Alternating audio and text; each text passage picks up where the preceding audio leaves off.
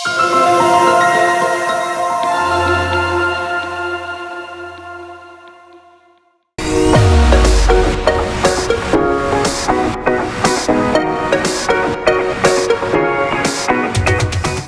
தகப்பனே, தம்மை நன்றியோடு துதிக்கிறப்பா.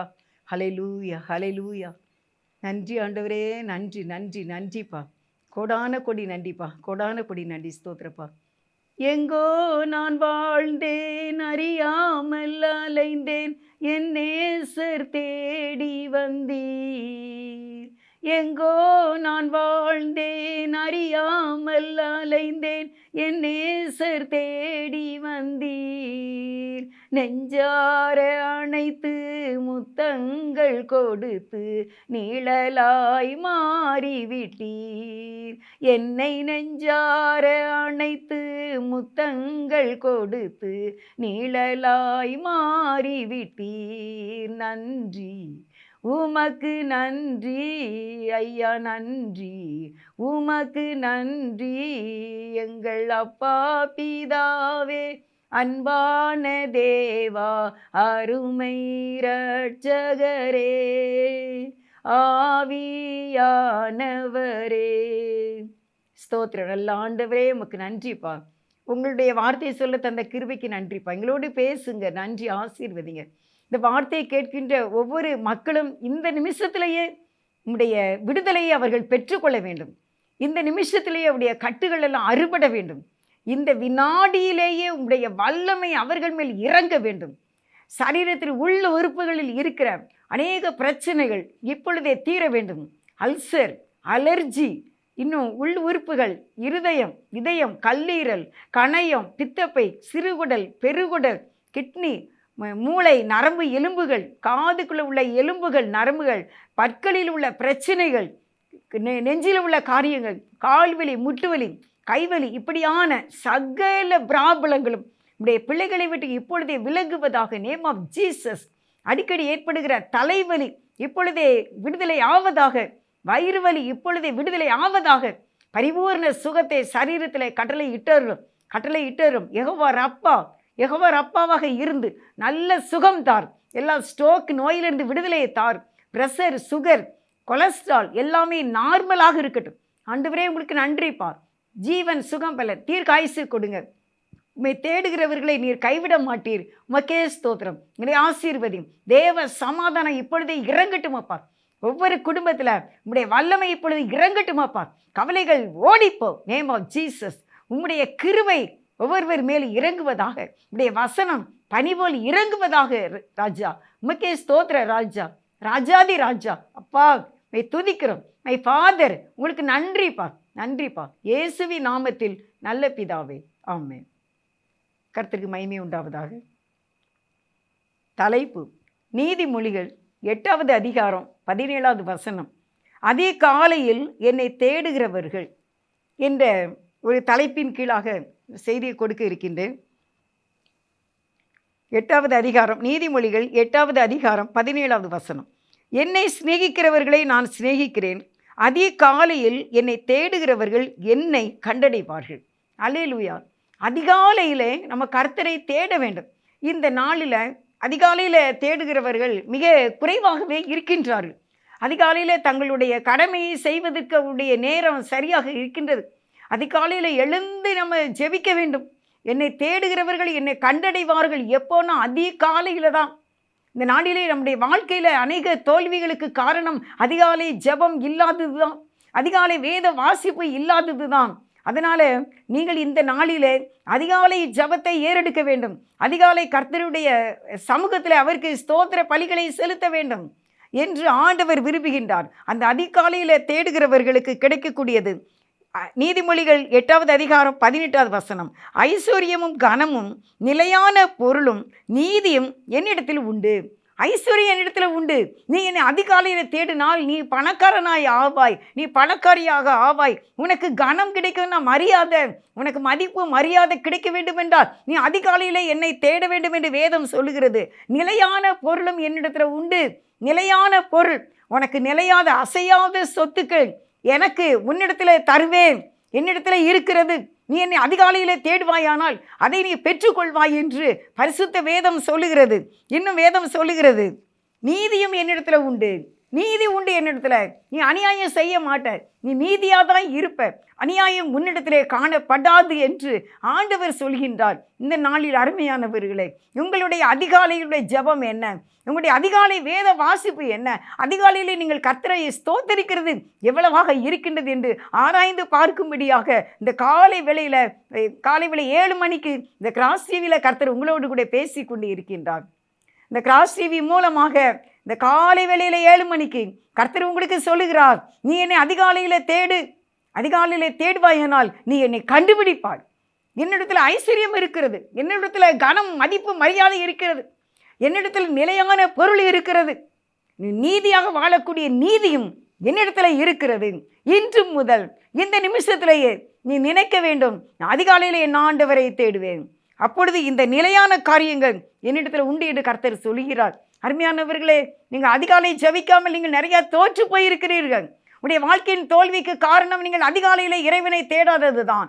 ஒரு காலங்களுக்கு முன்பாக, சில வருடங்களுக்கு முன்பாக நீங்கள் அதிகாலையிலே ஆண்டவரை தேடி அநேக ஆசீர்வாதங்களை நீங்கள் பெற்றிருக்கிறீர்கள், அநேக காரியங்களை நீங்கள் பெற்றிருக்கிறீர்கள். உங்களுக்கு நல்ல வேலைகளை கர்த்தர் கொடுத்திருக்கின்றார், நல்ல மனைவியை கொடுத்திருக்கின்றார், நல்ல பிள்ளைகளை கொடுத்திருக்கின்றார், நல்ல கணவனை கொடுத்திருக்கின்றார். அது அதிகாலையிலே நீங்கள் தேடினது என்பதை நீங்கள் அறியாமல் நன்றி செலுத்தாமல் இருக்கின்றீர்கள். நீங்கள் தேடினதுனால், அதிகாலையில் நீங்கள் தேடினதுனால நிறைய ஆசீர்வாதங்களை பெற்றீர்கள். ஆனால் இப்பொழுது அதை நீங்கள் மறந்து விட்டீர்கள் என்று இந்த வேளையில் கர்த்தர் உங்களோடு பேசி கொண்டு இருக்கின்றார். அதிகாலையில் தேடுவோம். நம்ம அதிகாலையில் தேடி பழகிட்டீங்கன்னு வச்சுக்கோங்க, ரொம்ப சந்தோஷமாக இருக்கும். அவரை நம்ம அதிகாலையில் எழுந்து துதிக்கும் போது அது ரொம்ப மகிழ்ச்சியான ஒரு வேலையாக இருக்கும். அதே நீதிமொழிகள் 8வது அதிகாரம் 19 வாசிக்கிறேன். பொன்னையும் தங்கத்தையும் பார்க்கிலும் என் பலன் நல்லது, சுத்த வெள்ளியை பார்க்கிலும் என் வருமானம் நல்லது. பொன்னையும் வெள்ளியையும் தங்கத்தையும் பார்க்கிலும் என் பலன் நல்லது. இந்த அதிகாலையில் என்னை நீ தேடும் பொழுது நான் உனக்கு தருகிற பலன் தங்கம் வெள்ளியை எல்லாம் விட ஒரு பெரிதான ஒரு பலன் என்று வேதம் சொல்கிறது. அது பலனாய் இருக்கட்டும், இல்லை நல்ல ஒரு பலன ஆசீர்வாதமாக இருக்கட்டும், என்னை நீ அதிகாலையில் தேடுவாயானால் நீ கண்டிப்பாக அதை நீ பெற்றுக்கொள்வாய் என்று பரிசுத்த வேதம் சொல்லுகிறது. அதே நீதிமொழிகள் 8வது அதிகாரம் 20, என்னை சிநேகிக்கிறவர்கள் மெய்ப்பொருளை சுதந்தரிக்கும் படிக்கும், அவர்களுடைய களஞ்சியங்களை நான் நிரப்பும் படிக்கும். வேதம் சொல்லுகிறது, என்னை சிநேகிக்கிறவர்கள் மெய்ப்பொருளை சுதந்தரிக்கும்படி அவர்களுடைய களஞ்சியங்களை நான் நிரப்பும்படிக்கு, நான் உங்களுடைய களஞ்சியங்களை நிரப்பும்படிக்கு நீங்கள் அதிகாலையிலே தேட வேண்டும் என்று ஆண்டவர் விரும்புகின்றார். அருமையானவர்களே, இல்லை ஒருவேளை சோர்ந்து போயிருக்கீங்களா? நீங்கள் காலையிலே ஜெபிக்காமல் நீங்கள் தூக்கத்துக்கு இடம் கொடுத்துருக்கீங்களா? நீங்கள் அதிகாலையில் எழுந்த உடனே கர்த்தரை துதிக்க வேண்டாமா? அதிகாலையில் எழுந்து கர்த்தரை பாட வேண்டாமா? அதிகாலையில் கர்த்தரை நீங்கள் ஸ்தோத்திரிக்க வேண்டாமா? நம்முடைய எல்லா விண்ணப்பங்களையும் நம்ம அதிகாலையில் கர்த்தரிடத்திலே சொல்ல வேண்டும் என்று வேதம் சொல்லுகிறது. உங்களுக்கு ஒரு காரியம் நடக்கணுமா? அதிகாலையில் நீங்கள் கர்த்தரை தேட வேண்டும். நான் யாத்திராகமும் 8வது அதிகாரம் 20 நான் உங்களுக்கு ஒரு வசனம் வாசிக்கிறேன் பாருங்கள். யாத்திராகமும் 8வது அதிகாரம் 20வது வசனம். அப்பொழுது கர்த்தர் மோசேயை நோக்கி, நாளை அதிகாலமே நீ எழுந்து போய் பார்வோன் நதிக்கு புறப்பட்டு வரும்போது அவனுக்கு முன்பாக நின்று எனக்கு ஆராதனை செய்யும்படி என் ஜனங்களை போகவிடு. கர்த்தர் மோசேட்ட சொல்கிறார், நீ என்ன செய்யணும்? நீ பார்வோன் ராஜாவை நீ அரண்மனைக்குள்ளே போய் பார்க்க முடியாது. ஆனால் இந்த பார்வோன் ராஜா அதிகாலமே எழுந்து எங்கே வருவார்? அவர் நதிக்கு புறப்பட்டு வருவார். அவர் நதிக்கு புறப்பட்டு வரும்போது நீ அதிகாலமே எழுந்து நீ அவரை போய் சந்திக்க வேண்டும். எனக்கு ஒரு காரியம் நடக்கணுமா? நீ அதிகாலையிலேயே நீ என்னை தேட வேண்டும் என்று இந்த காரியத்தில் நம்ம பார்க்கின்றோம். நமக்கு ஒரு காரியம் நடக்கணும், நம்ம ஒரு காரியத்துக்காக ரொம்ப நாள் ஜெபம் பண்ணி கொண்டு இருக்கின்றோம். அருமையானவர்களே, அப்படியானால் உங்களுடைய அதிகாலை ஜெபத்தை நீங்கள் ஏறிடுங்க. ரொம்ப காலமாக உங்களுக்கு ஒரு காரியம் நடக்கலைல்ல, அப்படியானால் நீங்கள் அதிகாலமே ஜெபிக்க வேண்டும், அதிகாலமே நீங்கள் கர்த்தரை தேட வேண்டும் என்று வேதம் சொல்லுகிறது. இந்த காரியம் நிறைவேறும்படிக்கு இன்றைக்கு நீங்கள் ஒரு தீர்மானம் எடுங்க. அதிகாலையில் எத்தனை நேரம் நம்முடைய கிளாக்கு உங்களுக்கு நீங்கள் 5 மணிக்கு எழுந்து ஜெபிக்கணும், 4:30க்கு எழுந்து ஜெபிக்கணும்னு நீங்கள் அலாரம் வச்சுருப்பீங்க. ஆனால் அது கரெக்டு டைமுக்கு அந்த வேலையை செய்யும். ஆனாலும் அதை ஆஃப் பண்ணி விட்டு திருப்பி தூங்கக்கூடிய ஒரு பிள்ளைகளாக நீங்கள் இருக்கின்றீர்களா? இன்றைக்கி நீங்கள் ஆண்டவரிடத்திலே மன்னிப்பு கேட்டு அதிகாலை எழுந்த உடனே கர்த்தரை நோக்கி நம்ம ஜெபிக்க வேண்டும், வேதத்தை எடுத்து வாசித்து விட வேண்டும். நான் இன்றைக்கி காலையில் ஒரு பையனை பார்த்தேன். அந்த பையன் வேலைக்கு கிளம்பிக்கிட்டு இருந்தான் வண்டியை. அப்போ நான் அவன்கிட்ட கேட்டேன். நான் அவன் வண்டியை ஸ்டார்ட் பண்ணும்போது நான் அவனை பார்த்துட்டேன். அப்போ கேட்டேன், தம்பி வேதம் வாசியாப்பா அப்படின்னு கேட்டேன். இல்லைக்கா, நான் நான் அங்கே ஆஃபீஸில் வாசித்துக்கிடுவேன், நான் போன உடனே ஆஃபீஸில் வேதம் தான் வாசிப்பேன் அப்படின்னா. அப்போ நான் சொன்னேன், இங்கேருந்து நீ எவ்வளோ தூரம் போகணும், நீ வேதம் வாசிக்காமல் எப்படி நீ காலையில் எழுந்திரிச்சு நீ இவ்வளோ நீட்டாக ட்ரெஸ் பண்ணிட்டு கிளம்புற, நீ 50,000 60,000 சம்பளம் வாங்குறல்ல, நீ காலையில் எழுந்த உடனே கர்த்தருக்கு ஸ்தோத்திரம் பண்ணி நம்ம வேதம் வாசித்துட்டு நீ போக வேண்டாமா அப்படின்னு நான் சொன்னேன். இல்லைக்கா, நான் நாளையிலேருந்து நான் கண்டிப்பாக செய்கிறேன் அப்படின்னு சொல்லிட்டு போனேன். அருமையானவர்களே, காலை எழுந்த உடனே நம்முடைய முதல் வேலையை கர்த்தரை ஸ்தோத்திரிக்கிறது தான். அவர் நம்ம நம்ம ஒவ்வொரு ஸ்தோத்திரமும் ஒவ்வொரு குண்டு மாதிரி விழும். நம்முடைய எதிரிகள், நமக்கு விரோதமான அந்தகார ஆவிகளினுடைய கிரியைகள், நமக்கு விரோதமான அநேக செயல்பாடுகள், நம்முடைய பிள்ளைகளை தாக்குகிற பொல்லாத போராட்டங்களை நீங்கள் அழிக்க வேண்டுமானால், நீங்கள் சமாதானமாக இருக்க வேண்டுமானால், அதிகாலையிலே ஸ்தோத்திர பலி ஏறெடுத்து அந்த ஒவ்வொரு ஸ்தோத்திரமும் ஒவ்வொரு பெரிய குண்டு அது அழித்து விடும். அதை போட்டு உடைக்க வேண்டும் இயேசுவின் நாமத்தினால. அதனால கர்த்தர் இந்த நாளிலே அதிகாலை ஜெபத்தை நீ ஏறெடுக்க வேண்டும் என்று நம்மோடு பேசி கொண்டு இருக்கின்றார். ஒரு காரியம் நடக்கணுமா, தேவனிடத்தில் அதிகாலையில் போ. ஆண்டவர் பார்வோன்னிட்ட மோசையை போ சொல்கிறதுக்கு நீ அதிகாலை தான் போகணுப்பா. நான் எங்கே இந்த அதிகாலையில் எந்திக்க முடியும், குளிராக இருக்குல்ல, அதுவும் நதிக்கிட்ட போகணும்ல, அது எவ்வளோ தூரமாக இருக்கும், மிச்ச தூரம் இல்லை, அங்கே அவர் யார் கூடலாம் இருப்பார், நான் எப்படி அவரை பார்ப்பேன் இந்த ராஜாவை அப்படின்னு அவர் சொல்லலை. அவர் உடனே எழுந்து அது எவ்வளோ தூரமாக இருந்தாலும் அந்த நதியில் போய் அவரோடு பேசினார். அருமையானவர்களே, இந்த நாளில் நமக்கு ஒரு காரியம் நடக்க வேண்டும் என்றால், எந்த அதிகாரி கண்களிலே நமக்கு தயை கிடைக்க வேண்டும் என்றால், நீங்கள் அதிகாலையிலே தேவனை தரிசிக்க வேண்டும். நீங்கள் தேவனை தரிசிக்க வேண்டும். உங்களுக்கு வெற்றி வேண்டுமா, அதிகாலமே உன் ஆண்டவனிடத்தில் போய் ஜெபம் செய்ய, உன் ஆண்டவனிடத்தில் உன்னுடைய காரியத்தை சொல்லிவிடு. இந்த நாள் எனக்கு நல்ல நாளாக இருக்கட்டும் அப்பா, இந்த நாளில் எந்த பிரச்சனையும் எனக்கு வரக்கூடாதுப்பா, இந்த நாளில் நான் எதுவுமே பாவமே செய்திடக்கூடாதுப்பா, இந்த நாளில் நான் சிரித்த முகத்தோடு வாழ எனக்கு உதவி செய்யுங்கப்பா, இந்த நாளின் ஒவ்வொரு நிமிஷத்தையும் எனக்கு ஆசீர்வாதமாக்கி தாங்கப்பா, நான் செய்கிற வேலையெல்லாம் எனக்கு ஆசீர்வாதமாக்கி தாங்கப்பா, நோய் நொடிகளுக்கு எங்களை விலக்கி காத்து கொள்ளுங்கப்பா என்று சொல்லி அதிகாலையிலே நம்ம ஜெபிக்க வேண்டும். சங்கீதம் 143:8 அதிகாலையிலே உமது கிருபையை கேட்கப்படும் என்று தாவீது சொல்லுகின்றார். ஆண்டவருடைய கிருபை வேண்டும் என்றால் அதிகாலமே நம்ம கேட்க வேண்டும். ஆண்டவருடைய கிருபை எனக்கு தாரும், உடைய கிருபை எனக்கு தாரும். ஒரு அருமையான ஒரு ஊழியக்காரங்க ஒரு சாட்சி சொன்னாங்க. நான் அந்த டிவியில் கேட்டேன், யூடியூப்பில்.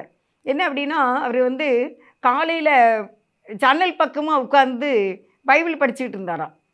அப்படி இப்போ ஜன்னல் பக்கமாக இருந்து பைபிள் படிச்சுக்கிட்டு இருக்கும்போது ஒரு ஏழை ஒரு மனிதன் ஐயா எனக்கு ஏதாவது காசு கொடுங்க, நான் டீ குடிக்கணும் அப்படின்னு கேட்டானாமா.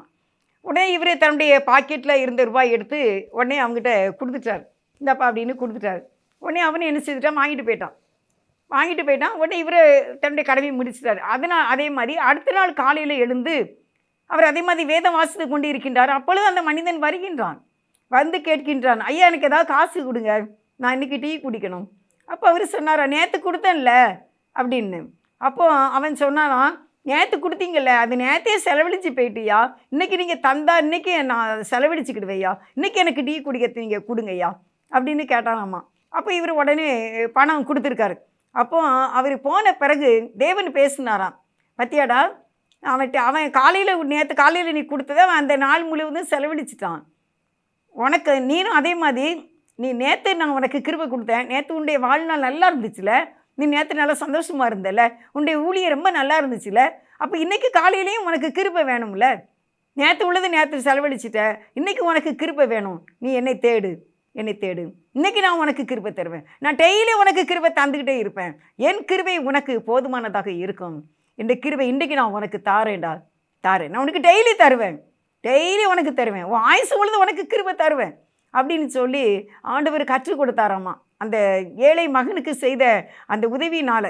அருமையானவர்களே, நம்ம ஒவ்வொரு நாளும் அதிகாலை எழுந்து அவர் தாவீது சொல்கிறது போல, அதிகாலை 143 8 அதிகாலையில் உமது கிருபையை கேட்கப்படும். லூக்கா 21:38 என்ன சொல்லியிருக்குன்னா, ஆண்டவருடைய உபதேசத்தை கேட்கும்படி அதிகாலமே அவரிடத்தில் வருவார்கள்.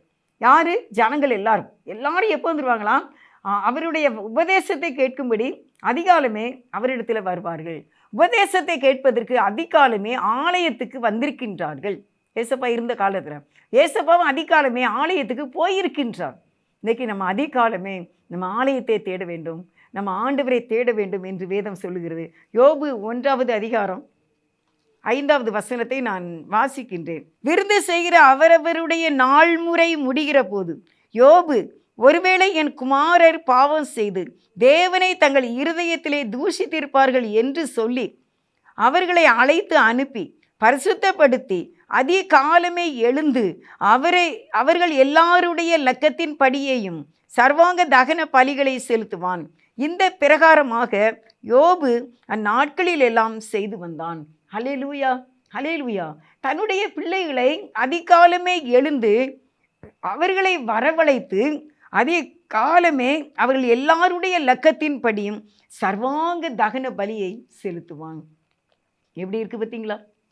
அதனால தான் யோபுக்கு எல்லாம் இழந்த போதிலும் மீண்டும் எல்லாமே ரெண்டத்தனையாக கிடைத்ததாக நம்ம பார்க்கின்றோம்.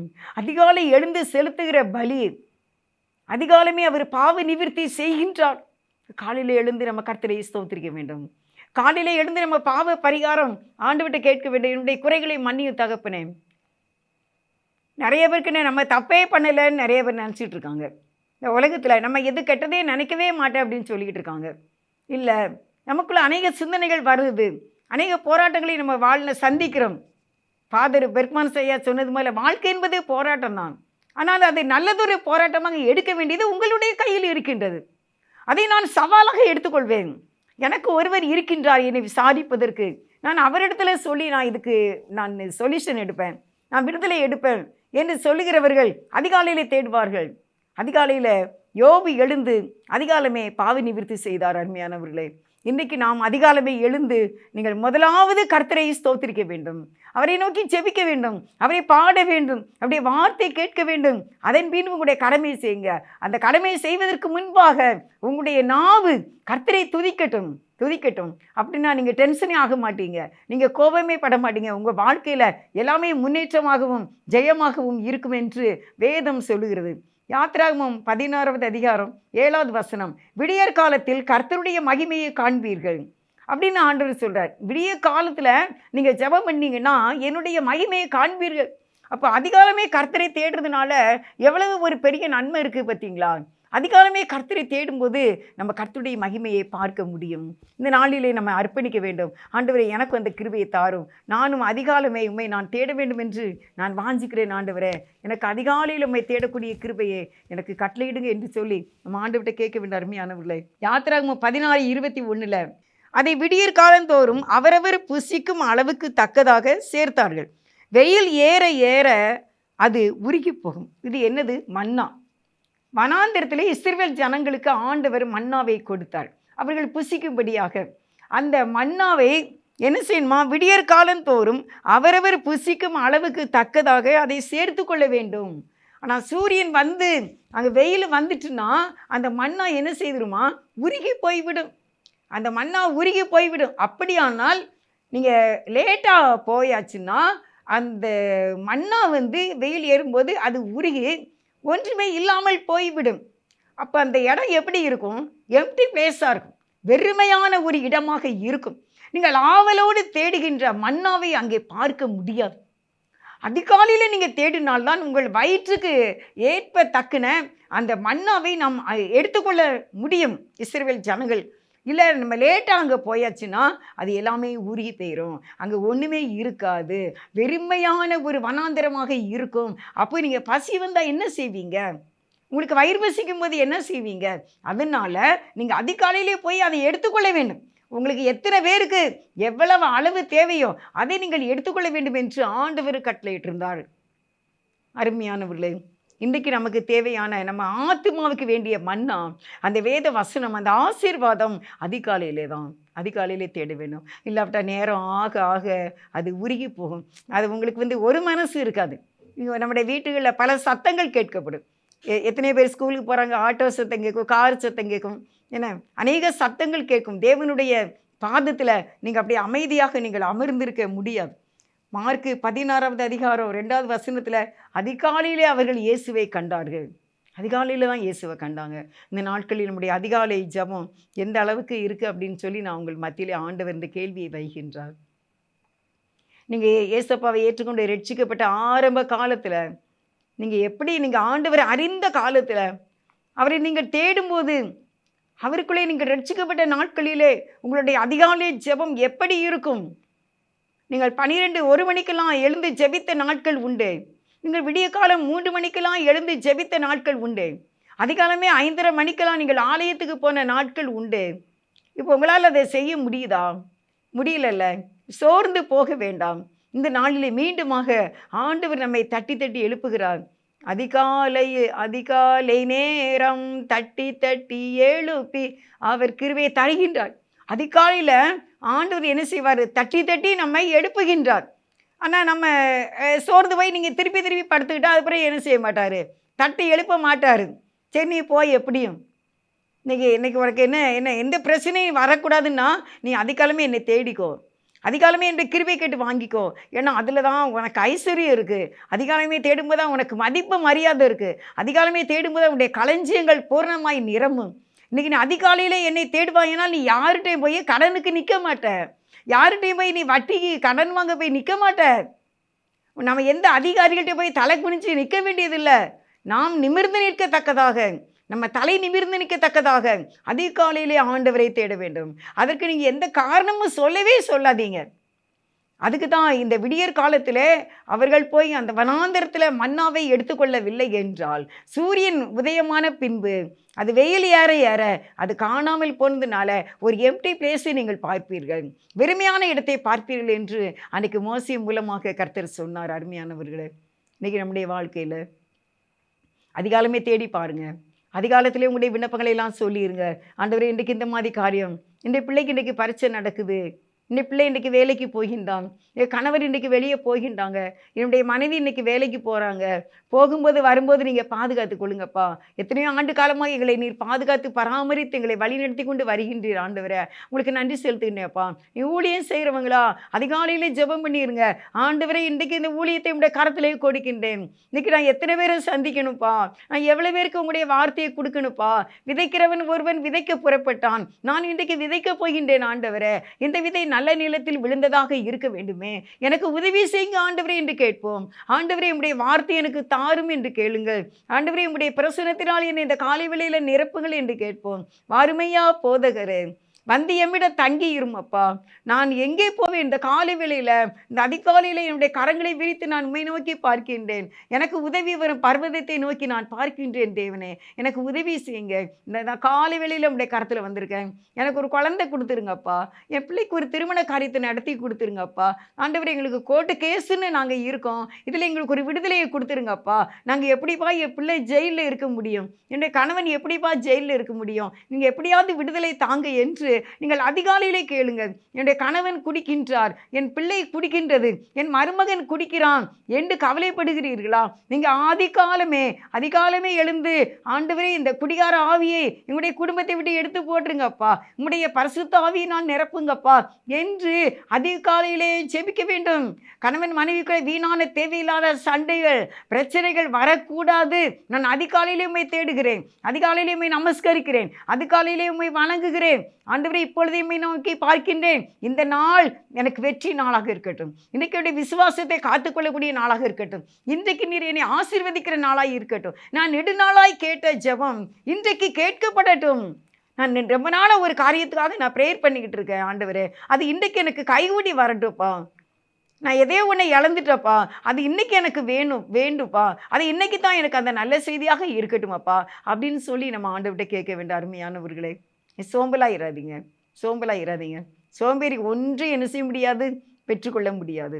அதனால் அதிகாலை ஜெபத்தை நம்ம ஆண்டவர்கிட்ட கேட்போம். ஆண்டவரே எனக்கு நீங்கள் உதவி செய்ய வேண்டும், நான் அதிகாலையில் உம்மை தேட வேண்டும். ஆண்டவரே அதிகாலையில் எழுந்து நீங்கள் வேதம் வாசிங்க. ஒரு அமைதியான ஒரு சத்தம். ஏசப்பா கூட அதிகாலையிலே வனாந்திரமான ஒரு இடத்துல போய் ஆண்டவர் என்ன செய்தாங்க, ஜெபம் பண்ணாங்க. மார்க்கு 16:2 பார்த்தீங்கன்னா அந்த ஸ்திரீகள் எல்லாரும் அதிகாலமே ஆண்டவரை அடக்கம் பண்ணி அவர் உயிர் தெழுந்த அந்த நாளிலே அவர்கள் அதிகாலமே போனதுனால அவங்க இயேசுவை கண்டார்கள். அருமையானவர்களே, நம்ம இயேசப்பா அதிகாலையில் வனாந்தரமான ஒரு இடத்துல போய் ஆண்டவர் ஜெபம் செய்தார்.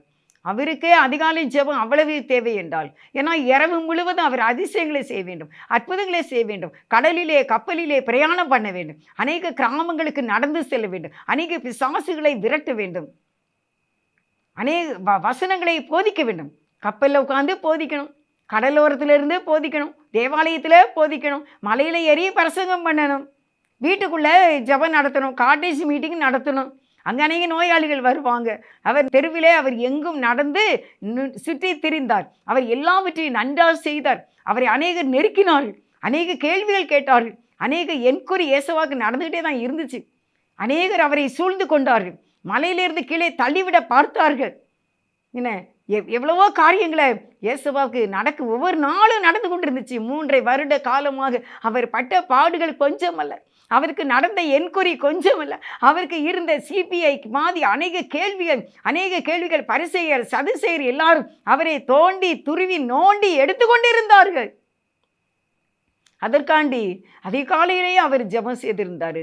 நமக்கு விரோதமாக யாருமே வரக்கூடாது, எந்த பிரச்சனையும் இல்லாமல் இந்த நாள் ஒரு வெற்றி நாளாக ஒரு சால்வாக இருக்கணும், எனக்கு நல்ல சமாதானமாக இருக்கணும்னு நீங்கள் நினச்சிங்கன்னா, நீங்கள் சாபத்தை விரும்பாமல் ஆசீர்வாதத்தை விரும்பக்கூடியவர்களாக நீங்கள் இருந்தீர்கள் என்றால், இன்று முதல் நீங்கள் அதிகாலையில் ஆண்டவரை தேட வேண்டும், அதிகாலையிலே தேவனை நோக்கி பார்க்க வேண்டும். இந்த மன்னாவை வேத வசனத்தை அதிகாலையிலே உங்களுக்கு தேவையான அளவு எடுத்துக்கொள்ள வேண்டும். கர்த்தர் விரும்புகிறார். இல்லை எனக்கு தூக்கம் வருது, என்னால் முடியல, எனக்கு பலவீனம்னு சொல்லாதீங்க. எனக்கு என் பலவீனம் போய் எனக்கு பலன் வரணும்னா அது அதிகாலை ஜெபத்தில் தானே கிடைக்கும்.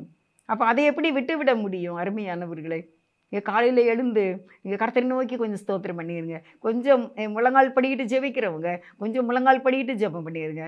இல்லை நீங்கள் ஆலயத்துக்கு போகிறவங்களா இருந்தால் அதிகாலையில் ஆலயத்தில் போய் கர்த்தரை நன்றியோடு ஸ்தோத்திரம் பண்ணுங்க. இந்த புதிய நாளை தந்தீரே உமக்கு நன்றி அப்பா, உமக்கு பிரியமானதை இந்த நாளிலே நான் செய்ய வேண்டும், இந்த நாளில் நான் ஒரு தவறு கூட நான் செய்யவே கூடாதுப்பா, உங்கள் மேலே எனக்கு நல்ல பிரியமாக இருக்கணும்ப்பா, உம்முடைய மகிமையின் மேகத்தை இன்றைக்கு நான் பார்க்க வேண்டும், உம்முடைய தரிசனம் எனக்கு வேண்டும். பவுல் சொல்கிறார், நான் ஆலயத்திலே ஜெபம் பண்ணி கொண்டு இருந்த போது நான் தேவ தரிசனத்தை கண்டேன் என்கின்றான். இதோ நான் இந்த காலை வேளையில் ஆலயத்துக்கு வந்திருக்கின்றேன், நான் தேவ தரிசனத்தை பார்க்க வேண்டும் என்று கேளுங்க. கண்டிப்பாக இயேசுவா காட்டுவாங்க. அதிகாலையில் தேடுறவங்களை ஆண்டவர் ஒரு நாள் கைவிடவே மாட்டார். அவர் நம்மளோட கூட இருக்கிற ஒரு ஆண்டவராக இருக்கின்றார். அருமையானவர்களே, இந்த காலை வேளையில் இந்த வார்த்தை கேட்கின்ற நீங்கள் இன்று முதல் ஒரு தீர்மானம் செய்யுங்க. நான் நிறைய பிரச்சனை இருக்குது, எனக்கு நான் பலவீனமாக இருக்கின்றேன், நான் ரொம்ப சோர்ந்து போய் இருக்கிறேன், ரொம்ப கடனில் இருக்கிறேன், என்னை யார் தான் விடுவிக்க முடியும் என்ற கட்டத்தில் நான் இருக்கேன், எனக்கு ஒத்தாசை பண்ணுறதுக்கு யாருமே இல்லை, நீங்கள் தான் எனக்கு பண்ணணும் அப்படின்னு நீங்கள் நினைக்கிறவங்க அதிகாலையில் நீங்கள் ஆண்டவரை தேடுங்க. நீங்கள் படுத்திருக்கிற படுக்கை விட்டு இறங்கி நீங்கள் முழங்கால் படிக்கிட்டு தேவனாகிய கர்த்தரை நீங்கள் ஸ்தோத்திரித்து பாருங்கள். அப்படியே உங்கள் பக்கத்தில் பைபிள் இருந்துச்சுன்னா அவங்க மேஜையில் அந்த பைபிளை எடுத்து நீங்கள் ஒரு அதிகாரம் வாசித்துருங்க. இந்த 24 மணி நேரத்தில் ஆண்டவருக்கு கொஞ்ச நேரம் கிடையாதா? அவர் தந்த நாளில் கொஞ்ச நேரம் அவருக்கு கிடையாதா? உங்கள் பிள்ளைங்களும் அதை செய்வாங்கல்ல. நீங்கள் இன்றைக்கி அதிகாலையில் நீங்கள் வேதம் வாசித்து பாடி துதிச்சிங்கன்னா உங்கள் பிள்ளைங்க செய்வாங்க, உங்களுக்கு அது ஆசீர்வாதம் தான். வாலிப பிள்ளைகளும் செய்யணும், எல்லாரும் செய்யணும். அதிகாலமே என்னை தேடினால் என்னை கண்டடைவீர்கள். நீங்கள் அதிகாலம் தேடிட்டீங்கன்னா நீங்கள் பணக்காரங்க தான். வேதம் சொல்லுகிறது அருமையானவர்களே. நாளிலே கர்த்தரை நோக்கி பார்ப்போம். ஆண்டவரே, இன்றைக்கு எனக்கு நீங்கள் உதவி செய்யுங்கப்பா. ரொம்ப நாளாக நான் ஒரு காரியத்துக்காக மன்றாடிக்கிட்டு இருக்கேன், ஆனால் இன்றையிலிருந்து நான் அதிகாலையில் நான் ஜெபிக்க போகிறேன், நான் தந்துருங்க, எனக்கு நீங்கள் தந்துருங்க. நீங்கள் ஏமாற்றவே மாட்டீங்க, நீங்கள் நல்லவங்கப்பா, ஹெல்ப் பண்ணுங்க. நான் அந்த காலை வேளையில் எழுந்து நான் ஸ்தோத்திரிக்கிறேன்.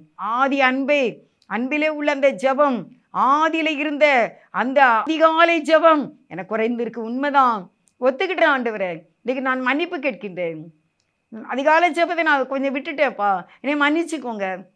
அதனால் நான் நிறையா தோல்வி அடைஞ்சிருக்கேன். ஆனால் இன்றைக்கு மீண்டுமாக நான் அதிகாலையுமே நான் ஸ்தோத்திரிக்கின்றேன். அது இன்பமாக இருக்குங்க. அந்த காலையில் எழுந்து நீங்கள் கர்த்தரை ஸ்தோத்திரம் பண்ணால் ரொம்ப நல்லா இருக்கும். ஏன்னா நம்ம நைட்டு ஃபுல்லாக ரெஸ்ட் எடுத்துருக்கோமா, அதனால் சரீரத்தில் நல்ல பலன் இருக்கும். பார்த்துக்கோங்க, அந்த முதல் பலன் நம்ம எழுந்த உடனே சரீரத்தில் இருக்கிற முதல் பலனை நிறைய போய் முத்தத்தொழிக்கையும் நிறைய காப்பி போடையும் இல்லை வேலை செய்கிறவங்க உடனே ஆஃபீஸ் கிளம்புறது இல்லாமல் கர்த்தருக்கு அந்த முதல் பலனை, அந்த முதல் சக்தியை, அந்த முதல் திடகாத்திரத்தை, அவருக்கு அந்த சத்தத்தை உயர்த்தி நீங்கள் ஸ்தோத்திரம் பண்ணி எதை மாசத்து பாடி நீங்கள் ஜெபம் பண்ணி கொடுத்துட்டீங்கன்னா அதுக்கு பிறகு உள்ள நாள் ஆண்டவர் பொறுப்பு. அது ஆண்டவர் பொறுப்பு, அது உங்கள் பொறுப்பு அல்ல.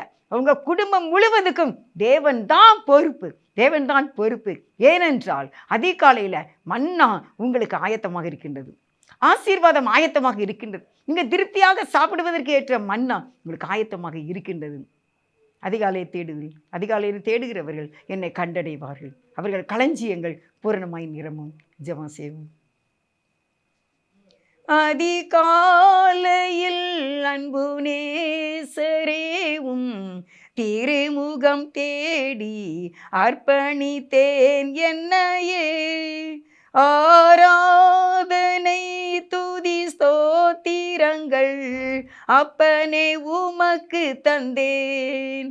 ஆராதனை ஆராதனை ஆராதனை ஆராதனை அன்பர் இயேசுராஜனுக்கே, ஆவியான தேவனுக்கே. இந்த நாளின் ஒவ்வொரு நிமிடமும் உந்தன் நினைவால் நிரம்ப வேண்டும். இந்த நாளின் ஒவ்வொரு நிமிடமும் உந்தன் நினைவால் நிரம்ப வேண்டும். என் வாயின் வார்த்தை எல்லாம் பிறர் காயம் மாற்ற வேண்டும். என் வாயின் வார்த்தை எல்லாம் பிறர் காயம் மாற்ற வேண்டும்.